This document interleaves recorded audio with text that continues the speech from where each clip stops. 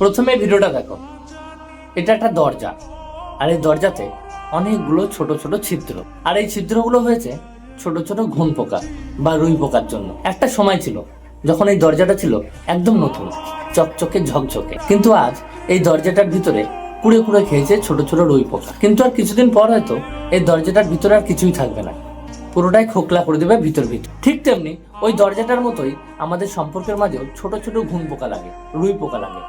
আমরা বুঝতে পারি না, ছোট ছোট ভুল, ছোট ছোট অন্যায় আমরা নজর আন্দাজ করি, কিন্তু ওই ছোট ছোট ভুলগুলোই একটা সময় বড় একটা আকার ধারণ করে, আর সম্পর্কগুলো ভিতরে ভিতরে কুড়ে কুড়ে শেষ করে দেয়। একটা সম্পর্কের মাঝে ভুল হবেই, অন্যায় হবেই, কিন্তু সেটা ঠিক করার দায়িত্ব আমাদের নিজেদের।